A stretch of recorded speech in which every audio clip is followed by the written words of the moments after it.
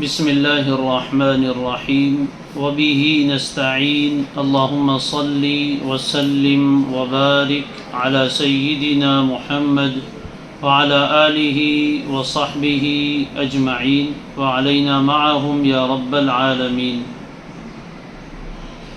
باب قائم کیا تھا باب الکبائر و علامات النفاق۔ گویا اس باب میں دو باتیں بیان کی جائے گی، ایک تو بڑے بڑے کبیرہ گناہوں کا بیان ہوگا اور دوسرا نفاق کی علامتیں۔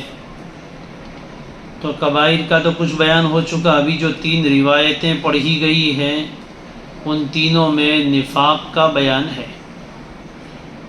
نفاق سے بنا ہے منافق۔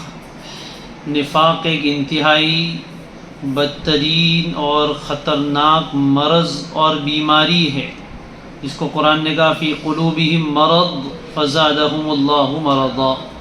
یہ دل کی بیماری ہے جو انسان کو بہت زیادہ نقصان پہنچاتی ہے۔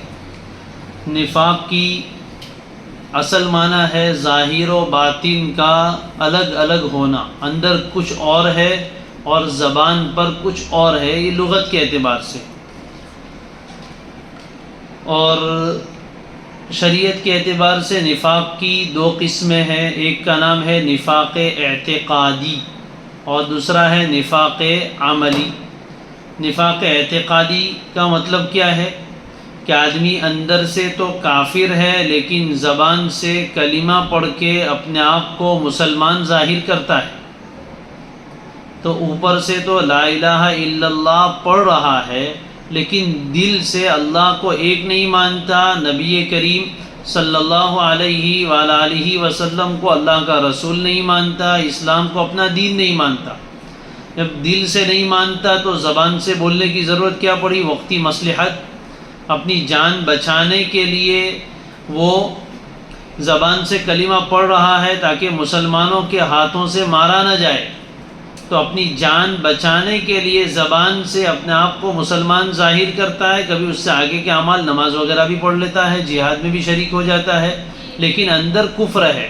یہ کفر اعتقادی، یہ تو ایسا کفر ہے جو مخرج من الملت، یعنی انسان کو اسلام سے ہی نکال دیتا ہے، وہ آدمی کافر ہی ہے بلکہ کافر سے بدتر ہے، جس کے بارے میں قرآن مجید میں فرمایا گیا ان المنافقین یخادعون اللہ وہو خادعہم۔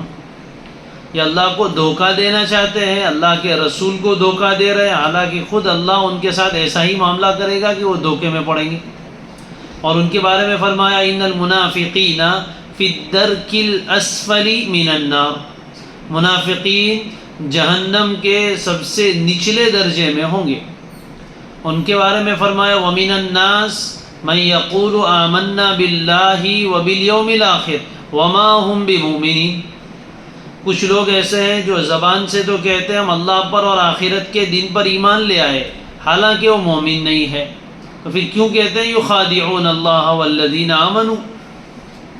انہی کے بارے میں قرآن کی صورت ہے سورۃ المنافقون، اذا جاءک المنافقون قالوا نشہد انک لرسول اللہ۔ منافقین جب آپ کے پاس آئیں گے تو کہیں گے کہ ہم گواہی دیتے ہیں کہ آپ یقیناً اللہ کے رسول ہیں، واللہ یشہد انک لرسول، اللہ بھی اس بات کی تو گواہی دیتا ہے کہ آپ اس کے رسول ہیں، لیکن اللہ یہ بھی گواہی دیتا ہے کہ یہ منافقین سب جھوٹے، زبان سے تو آپ کو اللہ کا رسول کہہ رہے ہیں حالانکہ دل سے آپ کو اللہ کا رسول مانتے نہیں، دل سے مانتے تو ایمان لے آتے۔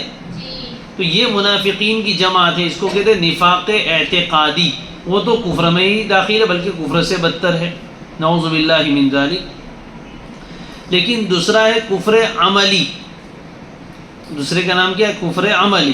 کفر عملی یعنی ہے تو انسان دل سے بھی مومن اور زبان سے بھی مومن، لیکن اس میں کچھ ایسی صفات ہیں جو صفات منافقین کی ہے، کچھ ایسی صفات اس میں پائی جاتی ہے جو اصل میں منافقین کی صفتیں ہیں، وہ کسی مومن میں آ جائے تو اس میں بھی نفاق کا ایک شعبہ اور شائبہ ہے، نفاق عملی ہے، یہ انسان کو ایمان سے نکال نہیں دیتا۔ یقیناً یہ نفاق بہت بڑی بیماری ہے، لیکن انسان ایمان سے خارج نہیں ہو جاتا، خلود فی النار اس کو نہیں ہوگا۔ اور بعض حضرات نے فرمایا کہ نفاق عملی یہ ہے کہ آدمی شریعت کے اوامر پر علانیہ طور پر تو عمل کرے لیکن خفیہ طور پر سرن عمل نہ کرے، یعنی جب لوگوں کے سامنے ہو تو اسلامی احکامات بجا لاتا ہے، اور جب لوگوں کے سامنے نہ ہو، اکیلے میں ہو، تو پھر اسلامی احکام کی پاسداری نہیں کرتا۔ تو یہ آدمی منافق ہوا کہ علانیہ طور پر الگ ہے اور سرن الگ ہے، تو یہ بھی نفاق کا ایک شعبہ ہوا۔ تو بہرحال یہ نفاق عملی ہے جس کے بارے میں یہاں بیان فرمایا جا رہا ہے۔ نبی کریم صلی اللہ علیہ وآلہ وسلم ارشاد فرماتے ہیں، عن ابی ہریرہ رضی اللہ عنہ قال قال رسول اللہ صلی اللہ علیہ وسلم آیت المنافق ثلاث، منافق کی نشانی تین چیزیں ہیں، منافق کی نشانی تین چیزیں ہیں۔ زیادہ مسلم، بخاری میں بھی یہ روایت ہے، مسلم میں بھی ہے، دونوں میں اتنی بات تو ہے، آیت المنافق ثلاث۔ آگے والا جو جملہ ہے وَإِن صَامَ وَصَلَّى وَزَعَمَ أَنَّهُ مسلم، یہ بخاری شریف میں نہیں، یہ صرف مسلم میں، زیادہ مسلم۔ مسلم نے اپنی روایت میں اضافہ کیا ہے آگے والے جملے کا کہ اگرچہ وہ روزے بھی رکھتا ہو، نماز بھی پڑھتا ہو اور یہ دعویٰ کرتا ہو کہ وہ مسلمان ہے، پھر بھی اگر اس میں یہ تین علامتیں پائی جائے تو منافق ہے۔ لیکن کون سا منافق؟ نفاق عملی والا، نفاق اعتقادی والا نہیں۔ ثم اتفقا، پھر امام بخاری اور مسلم دونوں آگے کی روایت بیان کرنے پر متفق ہو گئے، یعنی دونوں میں یہ بات ہے۔ کون سی تین علامتیں؟ نمبر ایک، اذا حدث کذب واذا وعد اخلف واذا اؤتمن خان، یہ تین علامتیں بیان کی۔ اور آگے والی روایت میں ایک اور مزید چیز ہے، واذا خاصم فجر، تو گویا چار علامتیں بیان فرمائی گئی، پہلی روایت میں تین ہے، دوسری میں چار ہے۔ تو قلیل عدد کثیر کی نفی نہیں کرتا ہے۔ پہلی علامت کون سی؟ نمبر ایک، اذا حدث کذب، جب بھی وہ بات کرے تو جھوٹ بولے، کبھی کبھار نہیں، جب بھی بات کرے تو جھوٹ ہی بولے۔ تو جھوٹ کیا ہے؟ یہ بھی نفاق ہے، اس لیے کہ جھوٹ کہتے کس کو ہے؟ خلاف واقعہ بات بیان کرنا۔ جھوٹ میں بھی یہی ہوتا ہے کہ دل میں کچھ اور ہے، زبان سے کچھ اور بول رہا ہے۔ بھائی پوچھا گیا کہ آپ نے کل سبق یاد کیا، اس کو معلوم ہے کہ یاد نہیں کیا، دل میں تو معلوم ہے کہ یاد نہیں کیا، لیکن زبان سے کہا کہ جی یاد کیا۔ تو یہ دل کہہ رہا ہے کہ یاد نہیں کیا، زبان کہہ رہی کہ یاد کیا، تو ظاہر و باطن میں اختلاف ہو گیا۔ نفاق میں بھی ایسا ہوتا ہے، دل میں مومن نہیں، زبان سے ایمان کا اظہار کر رہا ہے، تو خلاف واقعہ بات بیان کرنے کو جھوٹ کہتے ہیں۔ تو جب بھی کوئی بات بیان کرے تو جھوٹ ہی بولے۔ وَإِذَا وَعَدَ أَخْلَفَ، اور جب بھی وعدہ کرے تو وعدے کی خلاف ورزی کرے، وعدہ کرتے وقت ہی اس کی نیت نہیں تھی پورا کرنے کی، یہ ہے وعدہ کی خلاف ورزی۔ ایک تو ہے کہ کسی آدمی نے وعدہ کیا کہ بھائی فلاں تاریخ کو آپ کو یہ چیز دے دوں گا، اور اس کی پکی نیت بھی ہے دینے کی، لیکن عین وقت پر کوئی ایسی رکاوٹ پیش آ گئی کہ وہ نہیں دے سکا، نہیں آ سکا، تو یہ اس میں داخل نہیں ہے۔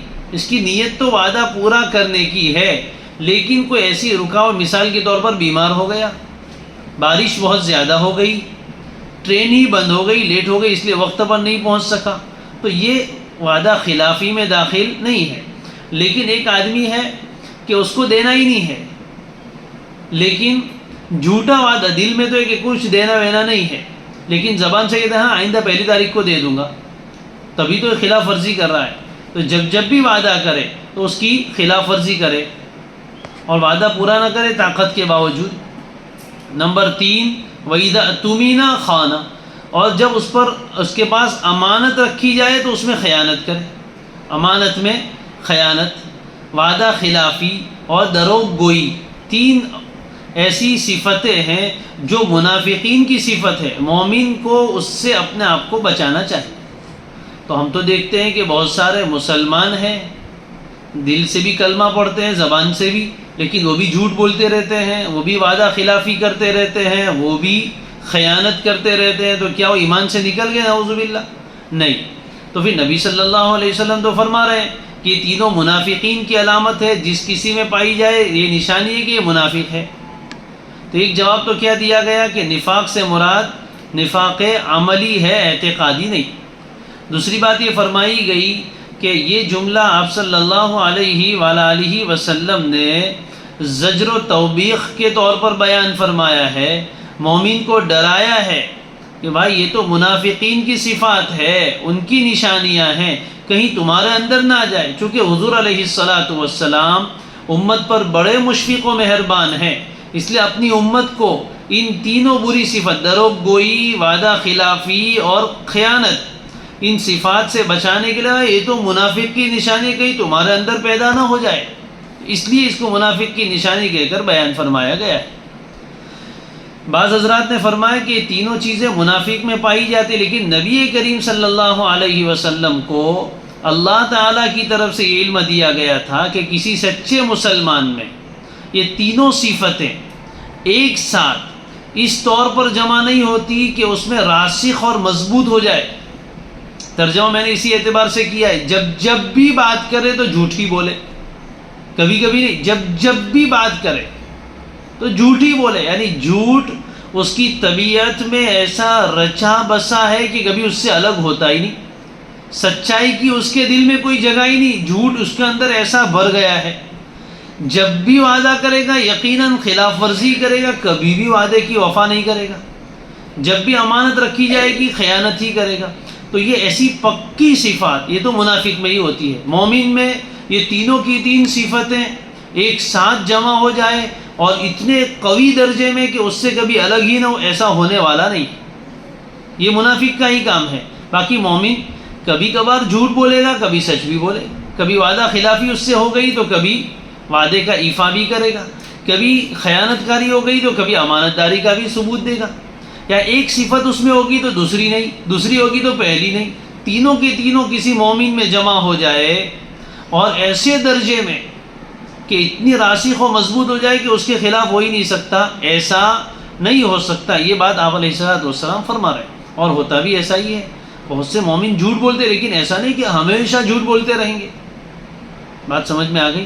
بہرحال یہ تینوں صفتیں بری ہے، جھوٹ بولنا بھی بڑا گناہ ہے، وعدہ خلافی بھی بڑا گناہ ہے، اور امانت میں خیانت بھی بڑا گناہ بھی ہے، اور یہ نفاق کے شعبے ہیں، اس لیے اپنے آپ کو اس سے بچانا چاہیے۔ کہ نفاقین دون نفاقین، جیسے کفرین دون کفرین ہوتا ہے، کفر بھی سب ایک درجے کا نہیں ہوتا ہے، بہت سارے گناہوں کو بھی کفر کا نام دے دیا جاتا ہے، جیسے کفران العشیر، شوہر کی ناشکری کرنا، اس کو بھی کفر سے تعبیر کیا گیا۔ پیچھے روایت پڑھ کے آئے بِکُفْرِہِنَّ، عورتوں کو سب سے زیادہ جہنم میں دیکھا، تو پوچھا کہ کیوں یا رسول اللہ، بیما یا رسول اللہ، فرمایا بِکُفْرِہِنَّ، ان کے کفر کی وجہ سے۔ پوچھا یکفرن باللہ، کیا وہ اللہ کے ساتھ کفر کرتی ہے؟ فرمایا نہیں، اللہ کے ساتھ کفر نہیں کرتی، یکفرن العشیر، شوہر کے ساتھ کفر و ناشکری کا معاملہ کرتی ہے، تو یہ بھی کفر ہے، لیکن کیسا؟ کفرین دون کفرین، امام بخاری باب قائم کریں گے۔ اسی طرح نفاق ایک تو وہ ہے جس کو نفاق اعتقادی کہتے ہیں، اور دوسرا نفاق اس سے کم درجے کا، اس کو کہتے ہیں نفاقین دون نفاقین۔ لہذا ان روایتوں کا مطلب یہ ہے کہ یہ صفات بہت بری ہے، بڑے گناہ ہے، یہ اصل تو منافق کی علامت ہے، لیکن کبھی کبھی مسلمان میں بھی پائی جاتی ہے، لیکن اتنی پکے درجے میں نہیں۔ تو گویا یہ تینوں چیزیں نفاق کے درخت کے پھل ہیں، لیکن کبھی مومن کے اندر بھی پائے جاتے ہیں۔ جیسے جتنے گناہ ہیں یہ کفر کے درخت کی شاخیں ہیں، لیکن کبھی کبھی ایمان کے ساتھ جمع ہو جاتی ہے، اور کبھی کبھی ایمان کے درخت کی شاخیں کفر کے ساتھ جمع ہو جاتی ہیں۔ جیسے فرمایا کہ راستے سے تکلیف دینے والی چیز ہٹانا، یہ بھی ایمان کی وجہ سے ہے، تو کافر بھی کبھی ہٹا دیتا ہے۔ بہت سارے اچھے اخلاق، کھانا کھلانا، یہ اسلام کا کمال ہے۔ کل بتایا تھا مل اسلام طیب الکلام و اطعام الطعام، آپ کو ملیں گے بہت سارے مشرک کافر بہت اچھی نرم گفتگو کرتے ہوئے، کھانا کھلاتے ہوئے، تو کبھی یہ چیزیں ادھر پائی جاتی، لیکن اصل چیز موجود نہیں ہے، اور کبھی ادھر کی چیز ادھر بھی آ جاتی ہے، یہ سب ایک ساتھ آپس میں جمع ہوتے ہیں۔ دوسری روایت حضرت عبداللہ ابن عمرو ابن العاص رضی اللہ تعالی عنہما کی ہے، فرمایا قال رسول اللہ صلی اللہ علیہ وسلم اربع من کن فیہ کان منافقا خالصا، چار اوصاف، اربع ای اربع خصال، چار خصلتیں ایسی ہیں کہ جس کسی آدمی میں بھی یہ ہوگی کان منافقا خالصا، تو وہ خالص منافق ہوگا۔ ومن کانت فیہ خصلۃ منہن، اور جس کسی آدمی میں ان چار میں سے کوئی ایک یا دو خصلتیں ہوں، کانت فیہ خصلۃ من النفاق، تو اس میں نفاق کی ایک خصلت ہے، یہ کہا جائے گا۔ کب تک؟ حتی یدعہا یترکہا، یہاں تک کہ وہ اس خصلت سیئہ کو، بری عادت کو چھوڑ دے وے۔